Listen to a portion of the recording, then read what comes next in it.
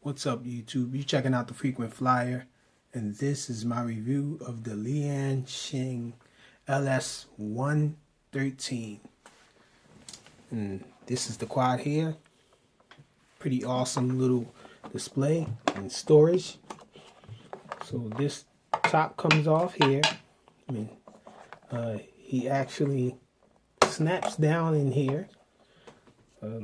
These little snatches on the feet right here, and this is a really awesome looking quadcopter. Don't you think? It looks like a baby Hubsan X4 with prop guards on it or something. That was my immediate impression when I saw this thing. Thought that it looked awesome. The display is pretty nice. The packaging makes for a great presentation as well as storage. The transmitter fits in there, as well as all the other goodies that you might want to store with the quad. So yeah, this thing is a pretty awesome looking quadcopter, and not only that, this thing flies awesome. Now, I did have a problem with this when I first got it. It seems that the stock props are a little underpitched. In other words, the pitch the pitch on the props are not deep enough to support the quad when you're flying on low rates, which is pretty fast for this quad. This quad has a pretty fast low rates, no docile rates on this quadcopter at all. But when you're flying on low rates, it's really fast, but the stock props can handle it when you're on that rate. But when you go up to the second rate and the third rate, the highest rate is insane. It's way too powerful for the pitch that was on the stock props. So I ended up putting these props on here. These came from the Sheng H1. You pretty much can put any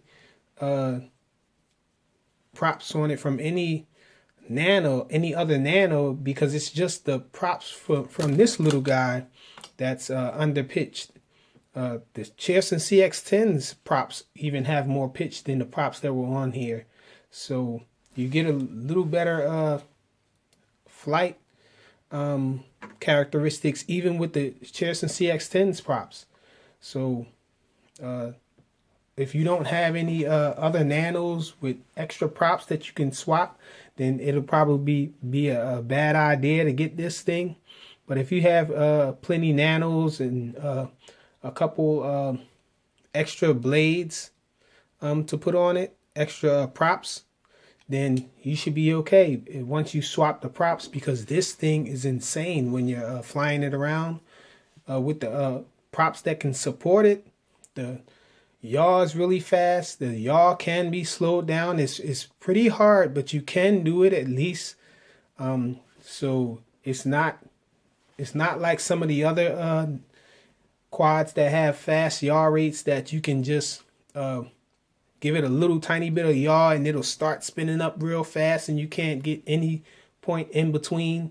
This one you can actually, if you're careful, you can actually get slow yaw with this when you're in high rates. So you can bank turns with it in high rates and mid rates as well.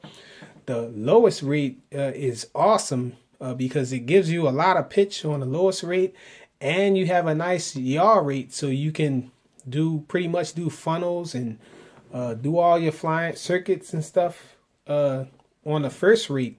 But the mid rates, it's a little insane. It's really fast. The yaw rate spins up really fast on mid rates, and the pitch increases dramatically. And however, you still can control it. So I think that's one nice thing about this quadcopter, that it has a fast yaw rate, but you can control it. And also, I have the LS124, so I can fly it with the 124's transmitter. I don't see where it is. Oh, let me grab that and show you guys real quick.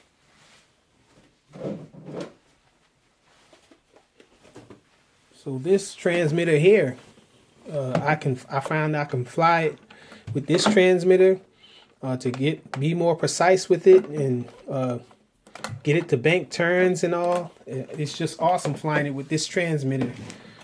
So that's a plus if you have the LS-124 or one of the Lian Sheng quads that are on the same protocol. You can fly it with a larger transmitter. This thing looks awesome.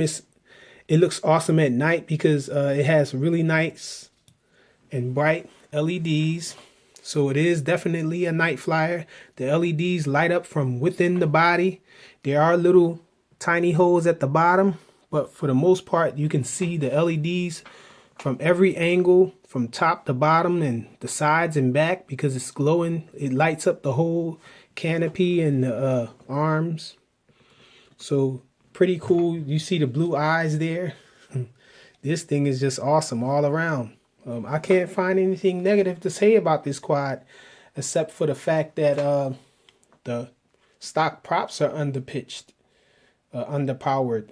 So once you put some nice props on this thing, it's just awesome. I really would like for the prop guards to be removable.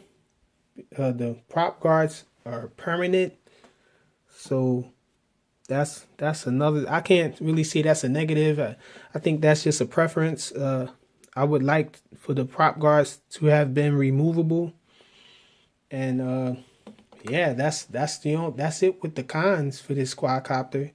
Everything else about this quadcopter is nice. It also has headless mode. Headless mode on this quad, you activate it by putting both sticks to the outside lower corners like that. And this thing goes into headless mode and you can fly it around with constant yaw, and the yaw rate is fast, so it looks awesome, and it's speedy fast when you're flying this thing around. This thing is just awesome, man. I really like this quadcopter. This is the transmitter here. It's a really tiny transmitter. I guess that can be a negative about this thing. The transmitter is so tiny, man. I mean, the Cheerson CX-10 transmitter might be a little larger than that. It seems anyway. Let me see what's this transmitter back here I have. Okay, this is the SD's Proto X transmitter, and it looks to be about the same size. I guess I just haven't flown with these tiny transmitters for so long that they just seem entirely too small for me. But yeah, the transmitter is really tiny. You have to press the sticks in to get to various rates and do flips. This side is the flips over here. The right side and the left side changes the rates. It only has aileron trim and forward and back trim. And oh yeah, to take it out of headless mode, you have to go both sticks into the in the inside lower corners, and that also recalibrates the accelerometers. So yeah, that's all there is to say about it. As far as what it comes with instructions manual and a USB charging cable and the extra set of spare props. So let's get right to it and check this thing out in flight. Okay, so this is the indoor flight demo of the Lian Sheng LS-113. I'm going to be flying it with the LS-124 transmitter. So let's bring it up.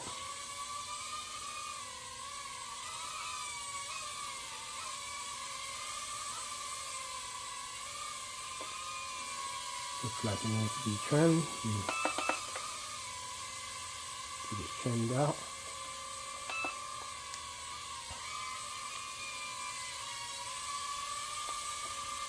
Okay, so you can see this thing is pretty stable. Drifting a little, tiny bit.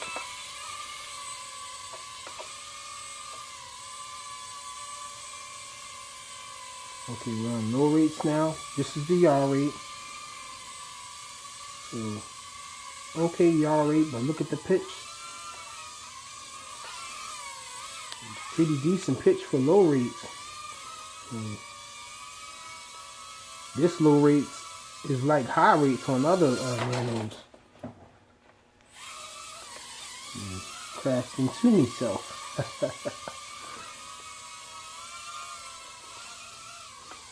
So yeah, this thing is fast on low rates.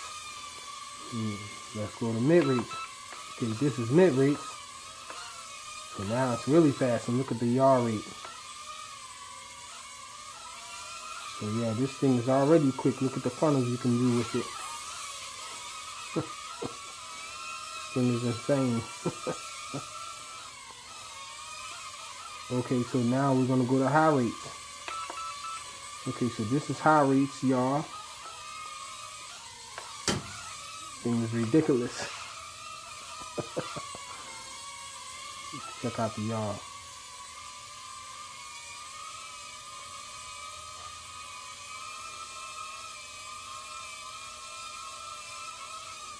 Man. And look, you still can get it to yaw slow. If you just ease on it, you can get the yaw slow, so you can pull off little bank turns and circuits.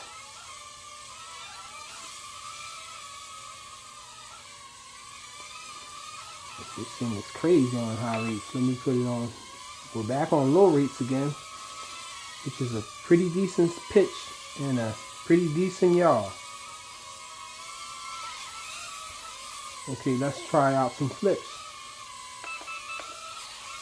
So flips nice.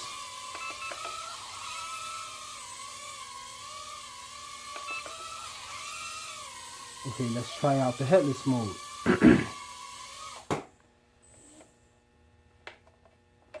Okay, so now we're in headless mode. It remembers the whichever direction you're facing. So headless mode works. And you go up on a higher rate, so the highest rate. Look at the yaw. So you can be outside flying this thing around looking crazy. It looks like the headless mode lost its bearing just now. I'm not sure. Let me grab it. Okay, we're out of headless mode now. Both sticks to the inner corners. To come out of headless mode.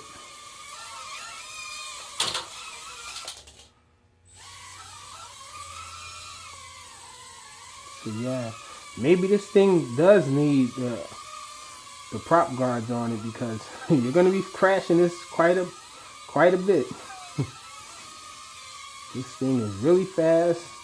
It's like a little hyper nano. That's what it is. Okay, we're in LVC now.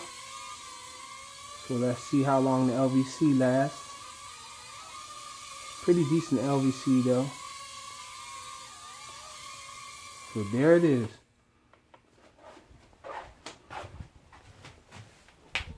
The LS-113 by Lian Sheng. Pretty awesome looking nano. Pretty awesome flying little nano. Thanks for watching.